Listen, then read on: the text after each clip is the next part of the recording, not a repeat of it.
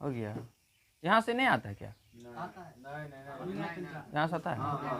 ठीक है, देखिए ये कौन सा दर्पण है? अवतल दर्पण है ना। इसमें बोला है F बराबर R/2 सिद्ध करने के लिए, F बराबर R/2 सिद्ध करना है। ठीक है, दर्पण बना लिए।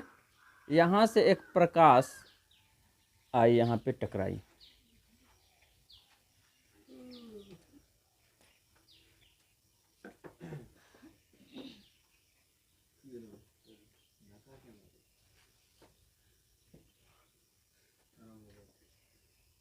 ये मान कर चलिए C है और ये क्या है?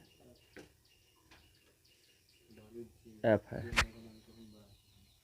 अब प्रकाश यहाँ से आई, ठीक है, प्रकाश यहाँ से आई और यहाँ टकराने के बाद समांतर किरण क्या होता है? जो मुख्य अक्ष के समांतर रहता है वो कहाँ से गुजरती है? फोकस से होकर गुजरती है। तो परावर्तित होके इधर मुड़ गए।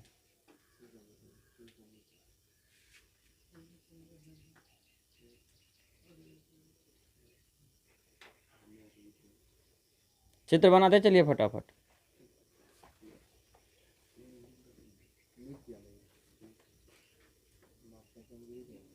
परावर्तित होके इधर मुड़ गई। एक क्या होता है? अभिलंब नहीं होता है? एक अभिलंब डाल देते हैं।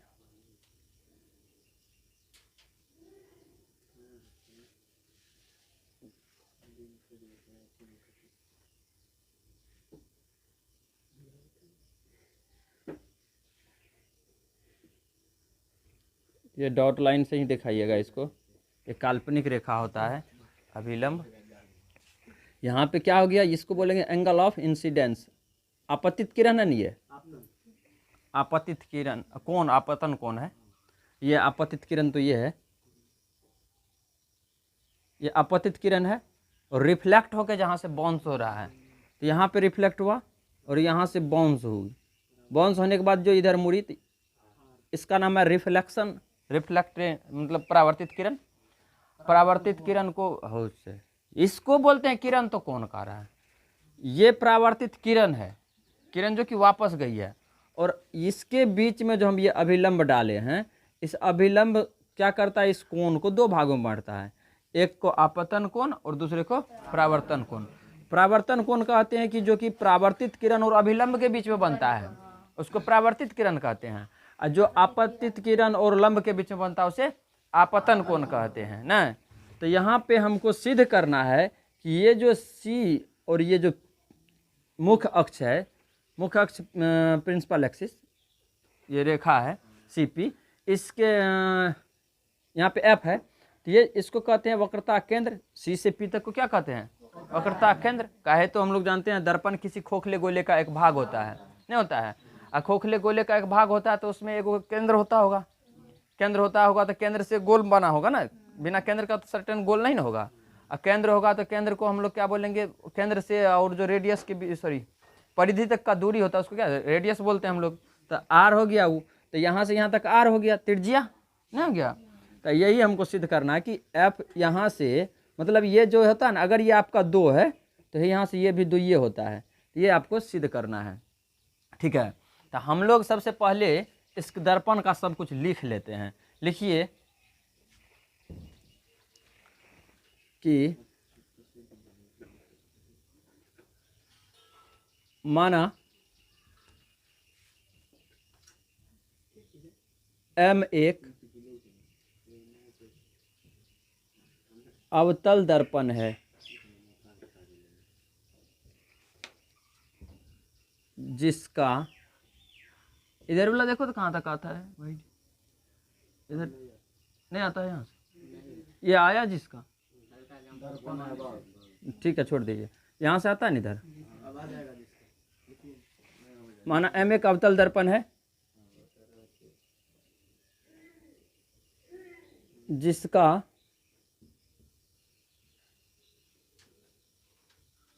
मुख्य अक्ष पी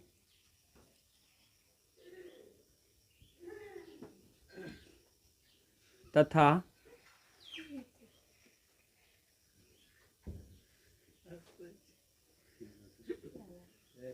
मुख्य अक्ष पी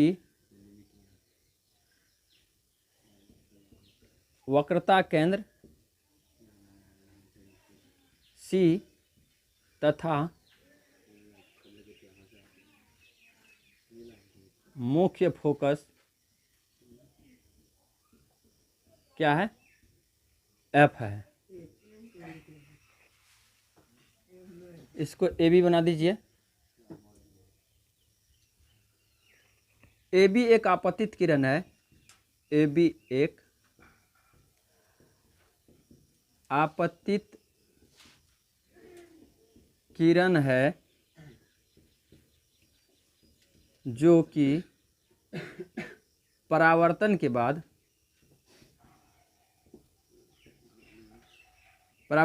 क्या होता है, मुख्य फोकस एफ से होकर गुजरती है। मुख्य फोकस एफ से होकर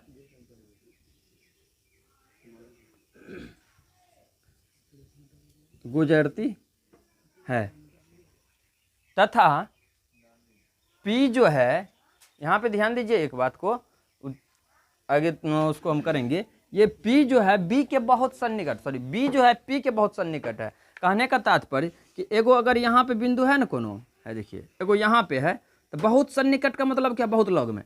जैसे यहाँ पे हम हैं, है ना जी, यहाँ से हम उस पीछे वाले लड़का का बात करें सबसे, तो वो हमसे बहुत दूर है ना। उससे आगे वाला करें, वो थोड़ा सा कम दूर है, फिर आगे ऐसे बढ़ते जाते हैं, ऐसे बढ़ते आगे चलते आ रहे हैं, तो यहाँ पे आ जाते तो ये नज़दीक में है नहीं है। देखिए दूर, फिर नज़दीक, फिर नज़दीक, फिर नज़दीक, ऐसे करके आते गया।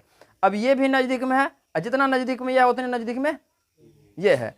तो अब जो हमारा यहाँ से डिस्टेंस देखिए इतना है, अगर मान के चलिए ये होगा हमारा क्या कहते हैं 2 सेंटीमीटर, तो इससे अगर 2 सेंटीमीटर है तो दोनों तो सन्निकट में है, दोनों एक जगह है, तो इससे भी मेरा दू ये होगा कि कम बेसी हो जाएगा, होगा ना दू।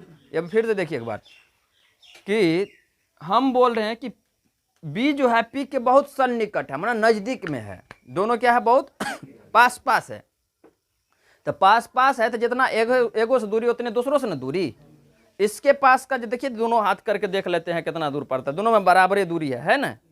तो इसका मतलब कि इसका जो दूरी है, ये पी जो है, बी जो है पी के निकट में है, तो इसका जो भी दूरी होगा इसका भी दूरी होगा, वो आगे देखेंगे हम लोग क्या होता है। तो और लिख देते हैं यहाँ पे, तथा बी बिंदु पी क्या के सन्निकट है।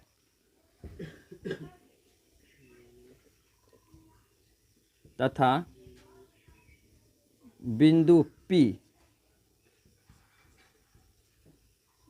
नहीं लिखिए, बी लिखिए, बी ना, बी बिंदु P के बहुत सन्निकट है या सन्निकट है, सन्निकट है। नीचे आ रहा है क्या, बताओ कहाँ तक आ रहा है, यहाँ तक है, नीचे मतलब यहाँ तक आ रहा है, यही इतने ठो, इस साइड में नहीं आता है, नीचे का जूमिंग। अब सुनिए, सन्निकट है। अब आइए हम लोग थोड़ा सा मैथमेटिक्स में घुसते हैं। अभी हम लोग जानते हैं कि angle of A B C equal to क्या होगा, यहाँ पे लिख दीजिए पहले, आता angle of A B C equal to angle of C B F, आपतन कोण बराबर परावर्तन कोण ना। यहाँ पे लिख देते हैं, आपतन कोण बराबर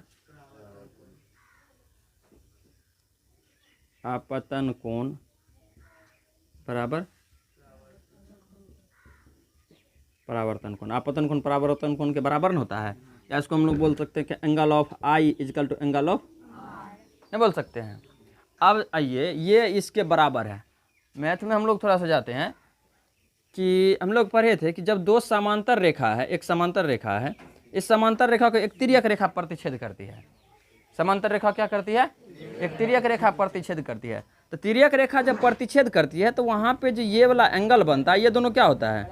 बराबर नहीं होता है। एकांतर कोण कहते हैं इसको, कहते हैं ना। अब ये जो है ए बी किसके पैरेलल है? सीपी के पैरेलल है।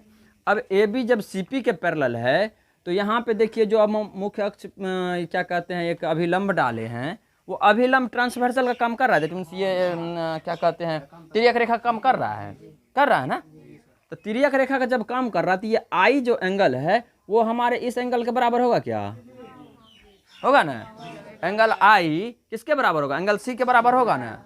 अतः हम कह सकते हैं क्या कि अतः angle of A B C equal to क्या होगा बोलिए? Angle of B C F. नहीं हो गया? हो गया ना। अब इसको बोल दीजिए कुछ देर के लिए आप एक, और इसको बोल दीजिए, इसका रीजन भी दे दीजिए एकांतर कोण। कोई दिक्कत यहाँ तक में? ये वाला चीज तो आइबे न करता है। ये तो इसके बारे में तो हम लोग जानिए ना क्या क्या है। ये जो लिखे हैं इसको तो हम लोग पहचान रहे हैं कि ये दर्पण के बारे में लिखे, जितना चीज है इसका नहीं है। अब देखिए आपका एक और दो से देखिए, इधर भी ए बी सी, इधर भी ए बी सी, तो सी बी एफ किसके बराबर हो रहा है? बी सी एफ के बराबर हो जाएगा। एक तथा दो से क्या कहेंगे? एक तथा। रटने का जरूरी नहीं है, इन्हें से जाके वहां पे रटेंगे। एकदम कंप्लीटली कॉन्सेप्ट बेस्ड है। हम पूरा समझा के बता रहे हैं और समझ लो। देखो अभी तक में अगर लग रहा होगा कि रटने वाला चीज है तो छोड़ देंगे अभी यहीं पे। अभी तक भी लग रहा होगा कि रटना ही पड़ेगा तो छोड़ देंगे यहीं पे, तब नहीं बताएंगे। कहे तो इसमें कुछ है ही है ना रटना के रटने वाला जैसा। ये कंप्लीटली मैथ है ना। मैथ रटा जाता कहियो? मैथ रटा नहीं जाता है, समझे बात को। तो यहाँ पे देखिए ये दोनों क्या हो जाएगा? अभी एक तथा दूसरा हम क्या बोल सकते हैं कि angle of C B F is equal to क्या बोलिए? Angle of B C F. आ जाइए यहाँ पे। अब बोल दिया है कि ये जो एंगल है वो इस एंगल के है ना बराबर। नीचे दिख रहा है क्या? नहीं तो हम उस साइड चल जाएंगे। अब देखिए यहाँ पे एक त्रिभुज बन रहा है। कौन सा त्रिभुज बन रहा है? त्रिभुज को देखिए, यहाँ पे त्रिभुज बन रहा है यहाँ पे। एक तो ये डॉट लाइन वाला है। त्रिभुज का नाम क्या है? BCF है ना।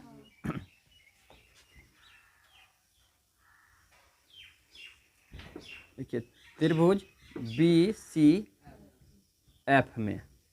BCF में क्या दिया है कि एंगल ऑफ FCB या BCF जो भी कहिए, angle of BCF equal to क्या? एंगल ऑफ CBF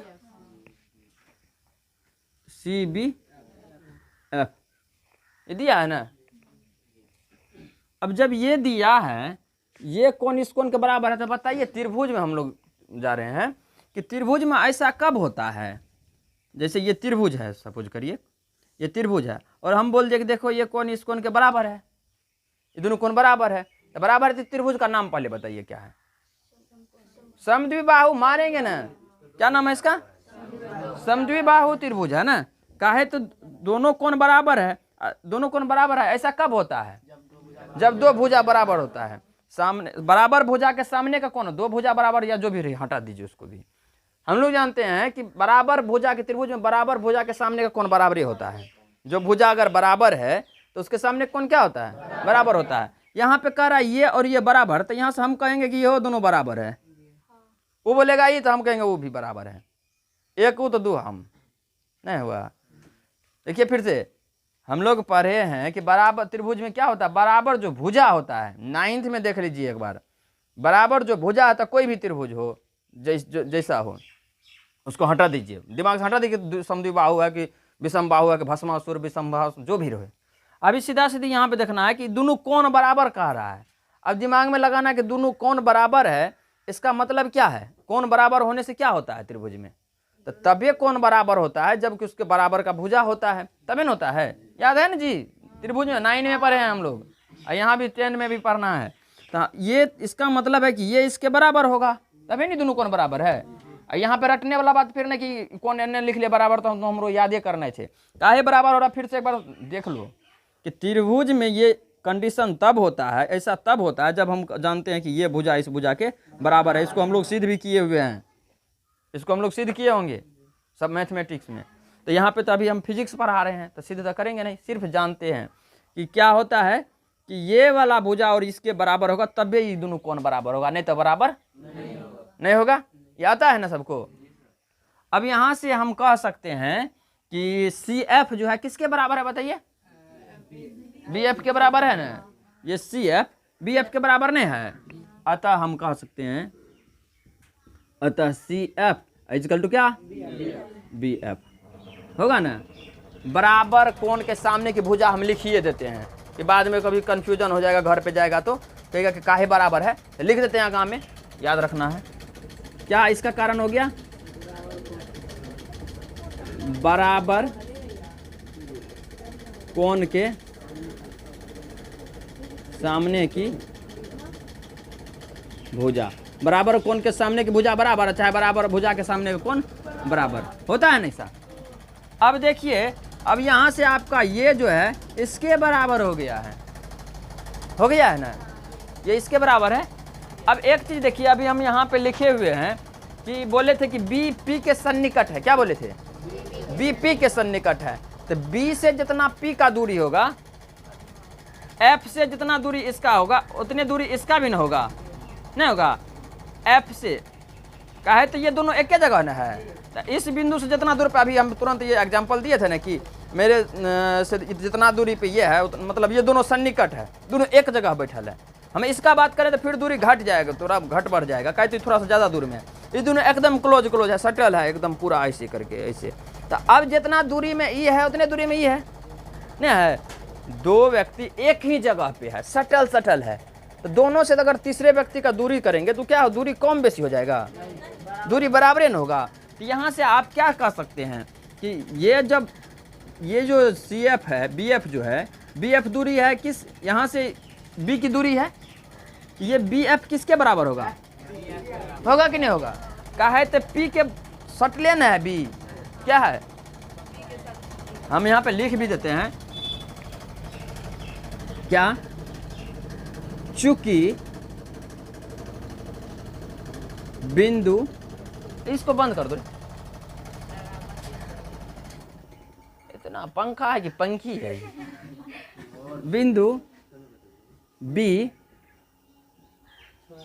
बिंदु 6:21 हो गया, अभी तो टाइम है ना। हाँ, बिंदु P के बहुत सन्निकट है। क्या है? बहुत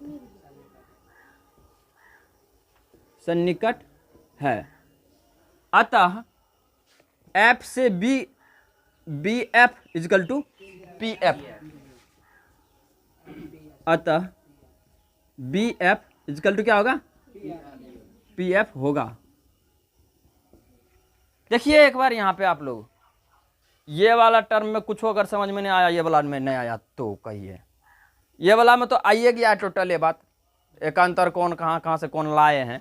हे वाला में BF PF के कैसे बराबर है, इसमें अगर होता है तो हम देखो एग्जाम्पल कितना बढ़िया सा आदमी का देके बता रहे हैं कि जो दो वो चीज़ एक जगह है, सेम जगह है, दो आदमी का घर एक जगह है, सटल पड़ोसी है कोई तुम्हारा। अब मान के चलो यहाँ से हम तुम्हारे यहाँ गए तो दोनों का घर एक के जगह है, तो हमको यहाँ से अगर तुम्हारा घर पड़ता है 5 किलोमीटर, तो जो तुम्हारा पड़ोसी उसका भी 5 किलोमीटर के 5.5 किलोमीटर हो जाएगा। 5 किलोमीटर न होगा, नहीं होगा। हाँ, वो तुम्हारा पड़ोसी नहीं होके तुम्हारे गांव में दूसरे जगह का होता, उनको चलो तुम्हारा घर यहाँ है और उसका घर होता धार के उस साइड में। यहाँ पे क्या है कि दोनों एक जगह है, तो इसके घर से अगर मेरा डिस्टेंस 5 किलोमीटर होता, तुम्हारे घर से भी 5 किलोमीटर होगा। तो वही काम यहाँ पे हम बोल दिए हैं कि B जो है P के सन्निकट है। B कहाँ है? P के सन्निकट है। तो F से जितना दूरी B का होगा, F से उतनी दूरी P का भी होगा, होगा कि नहीं होगा? कहे तो इसी बिंदु से दोनों को नाप रहे हैं, तो B F is equal to P F होगा ना। है? अब देखिए, अब सी पी ये जो है सी से लेके पी तक, इस दूरी को हम लोग क्या बोलते हैं, वक्रता केंद्र है नहीं है। अब C F plus P F बराबर क्या होगा, सी पी होगा ना, C F plus P F ना बराबर क्या हो जाएगा, होगा कि नहीं होगा। देखिए C F plus P F बराबर सी पी। अब ये भी बराबर है, तो सी एफ और पी एफ तो दोनों बराबर है, एक ही चीज है ना। सी एफ पी एफ बोले हैं बराबर है, हमको काम है पी एफ का ना, तो सी एफ के बदला पी एफ नहीं लिख सकते हैं। जिसका काम है उसी का ना, और जिसका काम नहीं उसको भगा दे देंगे, नहीं भगाएंगे, और काम ही नहीं तो क्या करेंगे उसको रख के झुट्टे से। तो क्या करेंगे, सी एफ की जगह पे क्या लिख देंगे, P F plus P F बराबर क्या, सी पी। एगो पी एफ क्या, एगो पी एफ, दो पी एफ, यहाँ पे लिख देंगे 2 P F is equal to C P. अब देखिए सी पी जो है क्या है, वक्रता केंद्र से दर्पण की दूरी है, नहीं है, केंद्र से इसकी दूरी है, तो इसको हम लोग रेडिएशन बोलते हैं। वृत्त का कोई भी दर्पण है तो या वृत्त है, तो वृत्त का जो केंद्र होता है उसको क्या कहते हैं, वहां से केंद्र से परिधि तक का जो दूरी उसको त्रिज्या कहते हैं ना जी, आर रेडियस बोलते हैं ना। तो वही तो चीज यहाँ पे ई भी है, आर एन है। सी एफ क्या है, वक्रता त्रिज्या है, सी एफ है ना वक्रता त्रिज्या, तो इसको हम क्या बोल सकते हैं, सी एफ। और पी एफ क्या है, पी एफ फोकस दूरी है, जिसको हम लोग एफ से डिनोट करते हैं, तो इसको हम लिख सकते हैं 2f इजकल टू आर। नहीं लिखेंगे, लिखेंगे कि नहीं, आप 2 का वो बगल भेज देते किए थे, एफ बराबर ये ना करना था, पुरभट हो गया, हुआ कि नहीं, समझ में आया, छापा मारी नहीं यह पे ना। अभी देखिए ना यहाँ पे लिखे हैं हम कि बी एफ किसके बराबर है, पी एफ के बराबर है, बी एफ पी एफ के बराबर है, तो हम सीधा सीधी सी पी को लिख सकते थे। सी पी को लिखेंगे कि C F plus P F, तो C F plus P F लिखना था हमको। एक चीज दिमाग में रखिए, देखिए त्रिभुज वाला चैप्टर में खास करके ये होता होगा कि जिसको हम लोग को रखना होता है ना, उसको बदल उदल के वही बना देते हैं दूसरों तेसरों को। त्रिकोणमिति में भी देखिएगा ये चीज, अभी चलिए क्लास में त्रिकोणमिति होगा तो वहां पे क्या देखेंगे हम लोग, त्रिकोणमिति में होता है साइन को अगर हमको हटाना है, कोस बनाना है, तो साइन को उसके पीछे हाथ धो तो नहीं, नहा धो के पड़ जाते हैं, कैसे साइन हट के कोस हो जाए, कहते हमको कोस रखना है, नहीं रखना है। अभी देखिए आपको यहाँ पे पहले बोल दिया कि एफ को एफ और r/2 को रखना है, तो r तो हो गया आपका पूरी, f हो गया इतने ठोने, फोकस दूरी यही ना है, तो f को रखना है हमको, तो सी एफ पी एफ दूगो है, तो सी एफ को हटा देंगे तभी ना पी एफ हेटो बचेगा, तो इसलिए सी एफ को सी एफ नहीं लिख के पी एफ लिख देते हैं, कहते दोनों तो है बराबर है डिस्टेंस, तो सी एफ के जगह पे पी एफ लिख दिया, एगो पी एफ दूगो पी एफ बराबर सी एफ। अब पी एफ से फोकस दूरी तो 2f हो गया, अब वो है वक्रता त्रिज्या भले, तो त्रिज्या के लिखे छियै r, तो f बराबर एन से 2 को वही बगल भेज दिले तो की भए गेलै, समझ में आया। अब बंद कर दो इसको।